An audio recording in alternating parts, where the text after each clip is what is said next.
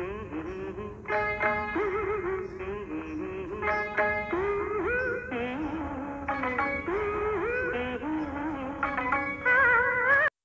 అండి, అందరికీ నమస్కారం. ఈరోజు ఈ వీడియోలో నేను కిచెన్లో చేసుకున్న కొన్ని పనులు మీతో నేను షేర్ చేసుకుందాం అనుకుంటున్నాను. మీ అందరికీ ఈ వీడియో నచ్చినట్లయితే అంటే మన ఫ్యామిలీ మెంబర్స్ అయితే మన ఛానల్ని సపోర్ట్ చేయండి. కొత్త వాళ్ళైతే మన ఛానల్ని సబ్స్క్రైబ్ చేసుకోండి. మీరిచ్చే ప్రతి లైక్, ప్రతి కామెంట్ నాకు ఎంతో మోటివేషన్గా ఉంటుంది. మీరిచ్చే ఈ లైక్ వల్ల ఈ వీడియో ఇంకొకరు చూసే అవకాశం మీరు వాళ్ళకి కల్పించినట్టే. ఒక వారం రోజులు అయిందనుకుంటా నేను ఇక్కడ వరికంకులు కట్టాను పక్షుల కోసం. అవి ఇంకా అలవాటు పడలేదు. కానీ నేను మొక్కల మీద మార్నింగ్ నీళ్ళు చల్లుతా కదండి, ఆకుల మీద ఉండే నీళ్లు తాగటానికి ఒక చిన్న చిన్న పక్షులు వస్తూ ఉన్నాయండి. ఇక అవి చూసి ఈ ఫుడ్ని తినడానికి అలవాటు పడతాయని చెప్పేసి కింద కొద్దిగా వడ్లు అలానే ఒక మట్టి పాత్రలో నీళ్లు పోసేసి వాటి కోసం ఇలా ఉంచాను. మన ఫ్యామిలీ మెంబర్ ఒకరు, అక్క పక్షులకి ప్లాస్టిక్ దాంట్లో కాకుండా మట్టి బౌల్లో వాటర్ పోసి పెట్టండి అని చెప్పారు. ఆ మాట నాకు 100% కరెక్ట్ అనిపించింది. అందుకనే ఒక చిన్న బౌల్ లాంటిది తెప్పించేసి అంటే ప్రత్యేకంగా బర్డ్స్ కోసమే దాంట్లో నీళ్లు పోసేసి ఇలా ఉంచేసాను. అంటే ఈరోజు కొద్దిగా పూజ కూడా లేట్ అయిపోయింది. ఇంకా ఎట్లానే పిల్లలకి ఒక 3 days హాలిడేస్ ఇచ్చేశారు కదా, అందుకనే నేను కూడా పనులు అనేవి స్లోగా కొద్ది కొద్దిగా అంటే చిన్న చిన్నగా చేస్తూ వచ్చాను. ఇంట్లో అయితే కనుక తోటకూర, గోంగూర అలానే మెంతికూర బాగా అంటే కర్రీ చేయడానికి బాగా రెడీ అయిపోయి ఉన్నాయండి. ఇది అంటే ఈ మూడిట్లో కూడా మెంతికూర అయితే కనుక ఇంకా 2-3 రోజులు ఉంటే కనుక పండిపోతుంది. ఇక అందుకని ఈరోజు మెంతికూర పప్పు చేద్దాము అని చెప్పేసి ఈ ఆకుని ఇప్పుడు కోసేస్తున్నాను. మొన్న నేను ఒక 5 రోజుల క్రితం తెలిసిన వాళ్ళ ఇంటికి పేరంటానికి వెళ్ళానండి. అక్కడికి వచ్చిన ఆవిడ నన్ను అడిగారండి, అమ్మ నువ్వేమైనా జాబ్ చేస్తున్నావా అని చెప్పి. లేదండి నేను జాబ్ చేయట్లేదని చెప్తే, ఇంట్లో ఖాళీగా ఉండే బదులు ఏదో ఒక జాబ్ చేసుకుంటే ఫ్యామిలీకి కూడా కొద్దిగా బర్డెన్ తగ్గుతుంది కదా అని చెప్పేసి నాకు చిన్న సలహా ఇచ్చారండి. కానీ ఆవిడ అన్నది కరెక్టే, కానీ ఇంట్లో ఖాళీగా ఉండి అన్న మాట మాత్రం నాకు నిజంగా నచ్చలేదండి.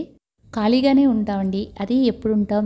ఇంటిని చూసుకోవటానికి ఒకళ్ళుండి, పిల్లలను చూసుకోవటానికి ఉండి, ఇంట్లో పనులు మొత్తం చేయటానికి ఒకళ్ళుండి, బయటికి వెళ్ళిన వాళ్ళు ఇంటికి వచ్చేలోపు వాళ్ళకి కావాల్సిన అవసరాలన్నీ తీర్చి, వాళ్ళకి కావాల్సినవన్నీ వండి పెట్టి, ఇవన్నీ చేయటానికి ఒక మనిషి ఉండి, కొన్ని ఇళ్ళల్లో అయితే కనుక పెద్దవాళ్ళు కూడా ఉంటారండి, వాళ్ళని చూసుకోవటానికి కూడా ఉండి, ఈ ఫ్యామిలీ అంతా నాది, వీళ్ళని నేను మాత్రమే బాధ్యతగా చూసుకోగలను అనే ఒక రెస్పాన్సిబిలిటీ పర్సన్ ఇంట్లో ఉన్నప్పుడు అప్పుడు మనం ఖాళీగా ఉంటాం.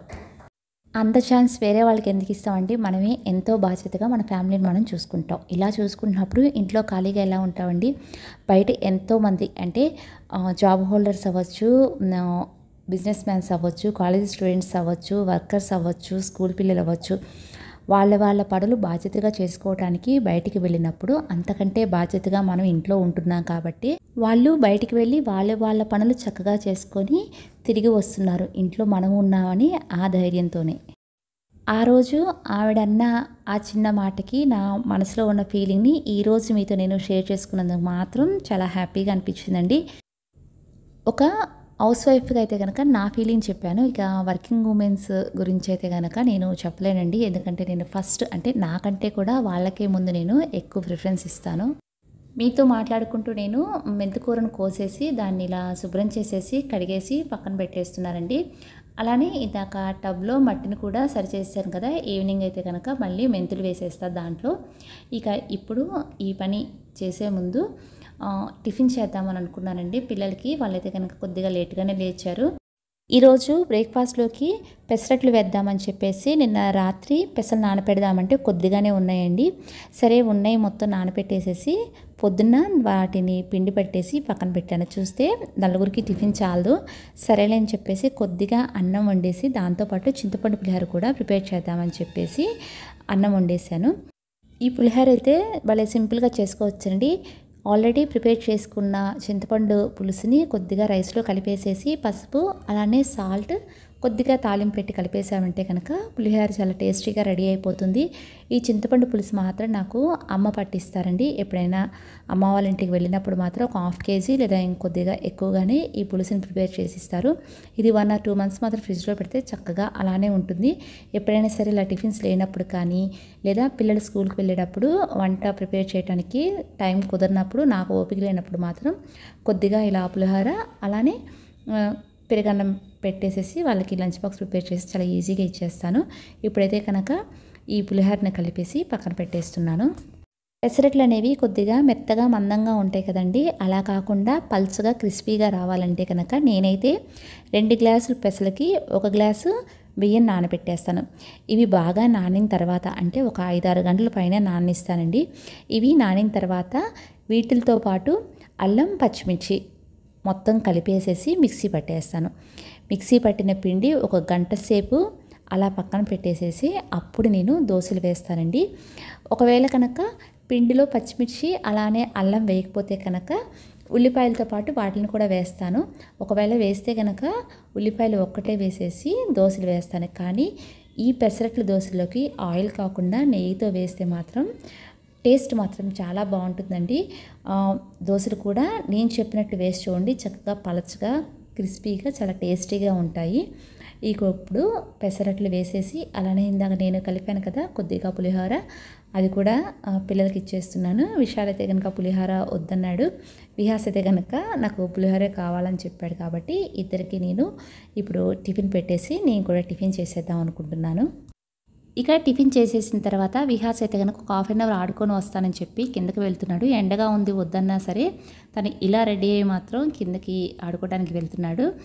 ఇక ఒకసారి ఇల్లు మొత్తం ఒకసారి క్లీన్ చేసేసుకొని మళ్ళీ కిచెన్లో పనులు అనేవి స్టార్ట్ చేశాను. ఇప్పుడు టిఫిన్ సెక్షన్ వరకు అయిపోయింది కదా, ఇక భోజనానికి యుద్ధం అనేది స్టార్ట్ అయింది.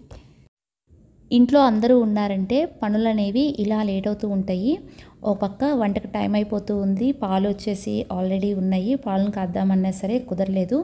ఇక అందుకని ఒక పక్క రైస్ ఒక పక్క పప్పు పెట్టేసి రైస్ మీద పాలు పెట్టేశాను. ఆ హీట్కి అవి కూడా కొద్దిగా వేడవుతూ ఉంటాయి కదా. అన్నట్టు మన ఫ్యామిలీ మెంబరు నేను ఈ మట్టి పాత్రలో వంట చేస్తున్నా కదా, ఆవిడ కూడా తీసుకున్నారంట.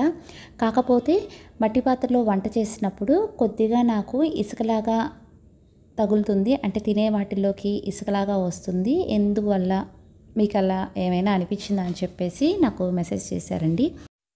మెసేజెస్కి రిప్లై ఇచ్చేటప్పుడు కంపల్సరీగా నేను పేరు గుర్తుంచుకుందాం అనుకుంటా కదండి, కొన్ని పేర్లు మర్చిపోతూ ఉంటాను, సారీ. నమస్తే అండి. ఈ మట్టి పాత్రని మీరు క్లీన్ చేసేటప్పుడు నాన్ స్టిక్ ప్యాన్స్ ఎలా క్లీన్ చేస్తామో ఆ స్క్రబ్తోనే క్లీన్ చేయాలండి.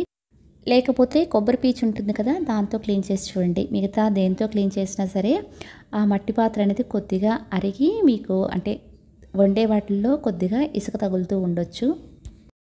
పప్పుని కుక్కర్లో కాకుండా ఇలా విడిగా వండుతుంటే మాత్రం పప్పు ఉడకబెట్టేటప్పుడు ముందుగా కొద్దిగా అంటే ఒక 2 స్పూన్స్ ఆయిల్ వేసి పప్పును ఉడకబెడితే తొందరగా ఉడుకుతుందండి. ఈ రైస్ హీట్కి అంటే ఈ స్టీమ్కి పాలు కూడా కొద్దిగా కాగిని, ఈ అన్నం కొద్దిగా మగ్గగానే తీసేసి పాలు కూడా స్టవ్ మీద పెట్టేస్తే ఒక 2 or 3 మినిట్స్లో పాలు కూడా కాగిపోతాయి. ఇక ఇప్పుడు ఈ పప్పులోకి చింతపండు, ఉల్లిపాయ, పచ్చిమిరపకాయ, టమాటా ముక్కలు వేసేసి ఆకుకూర పెట్టేస్తున్నానండి. ఇప్పుడైతే కనుక ఒక పావు గంటలో ఈ పప్పు మొత్తం ఉడికిపోతుంది. తాలింపు పెడితే కనుక వంట పని అయిపోతుంది. అంటే దీంతో పాటు కొద్దిగా పుదీనా పచ్చడి కూడా చేద్దాం అనుకుంటున్నాను. ఇది కంప్లీట్ అయిపోయిన తర్వాత పుదీనా పచ్చడిని ప్రిపేర్ చేస్తాను. ఈలోపు సింక్లో గిన్నెలు అయితే అలానే ఉన్నాయండి. మార్నింగ్ టిఫిన్ చేసాం కదా, ఆ ప్లేట్స్ ఇంకా అలానే ఉన్నాయి. ఈ పప్పు ఉడికేలోపు వాటిని కూడా క్లీన్ చేసి పెట్టేద్దాం అనుకుంటున్నాను ఇప్పుడు.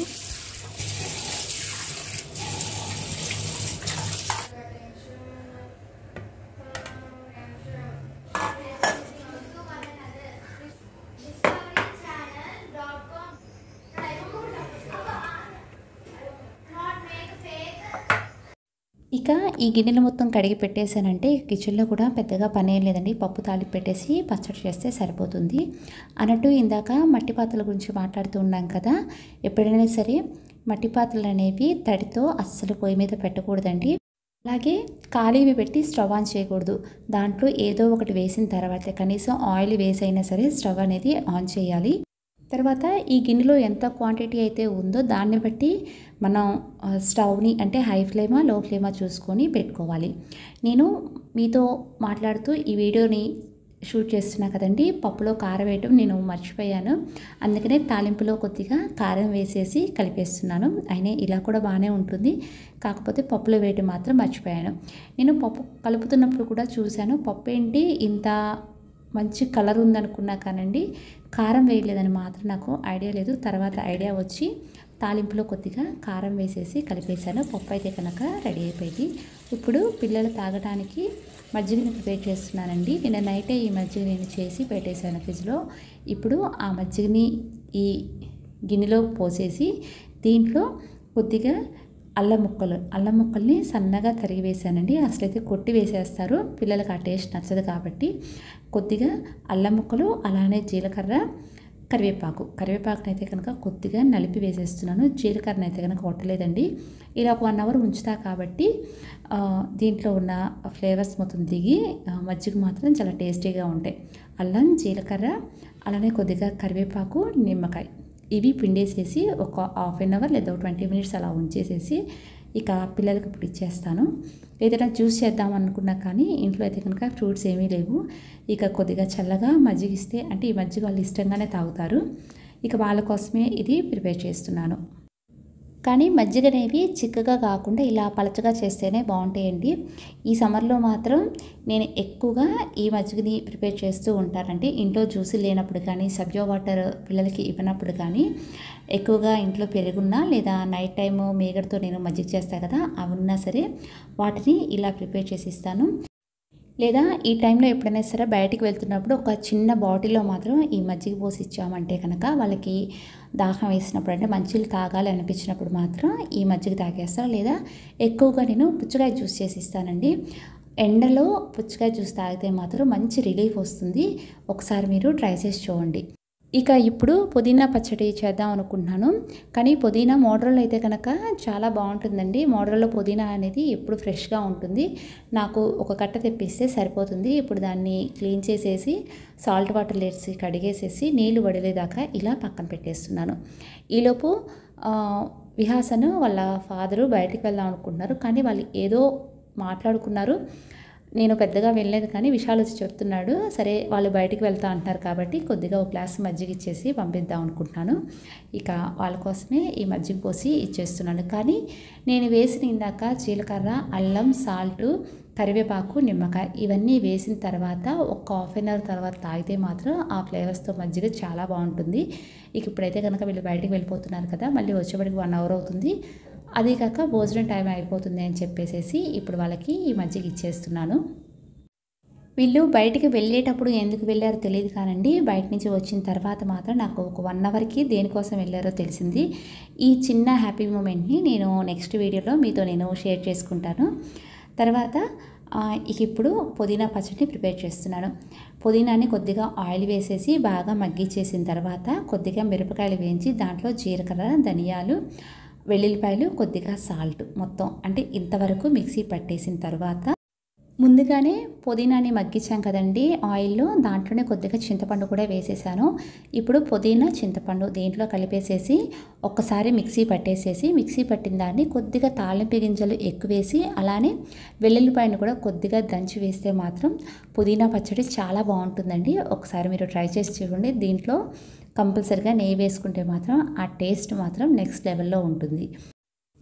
ఈరోజు లంచ్లోకి మెంతికూర పప్పు అలానే పుదీనా పచ్చడి రెండు మాత్రం చాలా బాగుంటాయండి. కొద్దిగా అప్పడాలు వేయించి పెట్టేస్తాను. ఇక ఈరోజు ఈ వీడియో అనేది కంప్లీట్ అయిపోయినట్టే. అలానే నన్ను చాలామంది అంటే ఒక 10 మెంబర్స్ పైనే అడిగారండి, మీరు వాడే టూత్ పౌడర్ గురించి ఒకసారి మాతో షేర్ చేసుకుంటారని చెప్పేసి. నేను మొన్న లాస్ట్ ఫ్రైడే వీడియోలో షేర్ చేసుకుంటానని నాకు కుదరలేదు. ఇప్పుడు ప్రత్యేకంగా వాళ్ళ కోసమే నేను ఈ టూత్ పౌడర్ గురించి చెప్తున్నాను. కానీ నేను ఈ ప్రోడక్ట్ గురించి వీడియో చేస్తుంటే ఒక ప్రమోషన్ వీడియో మన ఛానల్కి వచ్చింది అన్న ఫీల్తో మాత్రం నేను ఈ వీడియో చేశాను. ఇది వచ్చేసి ఆయుర్వేదిక్ ప్రోడక్ట్. ఇది ఏ ఆయుర్వేదిక్ షాప్స్లో అయినా దొరుకుతుంది. ఆన్లైన్లో అయితే కనుక నేను తీసుకోలేదండి. దీని పేరు వచ్చేసి దంతధావన చూర్ణం. దీని కాస్ట్ కూడా 70 రూపీస్ అండి. కానీ చాలా బాగుందండి. దీన్ని రోజు వాడటం వల్ల చిగుళ్ళు అనేవి చాలా హెల్తీగా ఉంటాయి. చిగుళ్ళు హెల్తీగా ఉంటే పళ్ళు కూడా చాలా స్ట్రాంగ్గా ఉంటాయి. పిల్లలు ఫస్ట్ దీన్ని అలవాటు చేసుకునేటప్పుడు చాలా ఘాటుగా ఉంది అని చెప్పేసి కొద్దిగా గొడవ చేశారండి. తర్వాత మాత్రం వాళ్ళకి ఇది అలవాటైపోయింది. కానీ చిగుళ్ళు చాలా హెల్తీగా ఉండటానికి, పళ్ళు చాలా స్ట్రాంగ్గా ఉండటానికి ఈ పళ్ళపొడి మాత్రం బాగా యూజ్ అవుతుందండి. మనకి చిగుళ్ళు ఏమన్నా వాచినా లేదా పెద్దవాళ్ళకి పంటి నొప్పులు వచ్చినప్పుడు ఇది 2 రోజులు వాడితే మాత్రం పంటి నొప్పులు అనేవి కంపల్సరీగా తగ్గిపోతాయి. మీకు యూస్ఫుల్ అనిపిస్తే వాడండి. కానీ నేను నా పర్సనల్గా నేను చెప్తున్నానండి, చాలా మంచి ప్రోడక్ట్ ఇది. నేను వాడుతున్నాను కాబట్టి చెప్తున్నాను. తప్పకుండా తెప్పించి ముందు పెద్దవాళ్ళు వాడినా వాడకపోయినా పిల్లలకు మాత్రం వాడండి. ఎందుకంటే వాళ్ళ పళ్ళు చాలా స్ట్రాంగ్గా, చాలా హెల్తీగా ఉంటాయి. ఇప్పుడు పిల్లలకి ఎక్కువగా ఫేస్ చేసే ప్రాబ్లం ఏంటి అంటే పళ్ళ ప్రాబ్లం అండి. పిల్లలే కదండి, ఎవరైనా సరే అదే ఫేస్ చేస్తున్నారు. ఒక్కసారి మీరు ఈ పళ్ళపొడి తెప్పించి వాడి చూడండి, చాలా బాగుందండి. మార్నింగ్ టైం అయితే కనుక ఈ పళ్ళపొడితో బ్రష్ చేసేస్తామండి. నైట్ అయితే కనుక వేలుతోనే బ్రష్ చేసేస్తాం. ఎందుకంటే 2 పూట్ల పిల్లల్ని బ్రష్ చేయమంటే మాత్రం వాళ్ళ చిగుళ్ళు అరిగిపోతాయని. మీకు నచ్చినట్టయితే తప్పకుండా ఇది ఒక్కసారి వాడి చూడండి. అలానే ఈ వీడియో మీ అందరికీ నచ్చినట్లయితే కనుక ఓ చిన్న లైక్ చేయండి. ఈ వీడియో ఇంకెవరికన్నా హెల్ప్ అవుతుంది అనుకుంటే మాత్రం, అంటే మీ ఫ్రెండ్స్కి కానీ మీ రిలేటివ్స్కి కానీ తప్పకుండా షేర్ చేయండి. మరో మంచి వీడియోతో ఫ్రైడే కలదు. అప్పటి వరకు థ్యాంక్ యూ.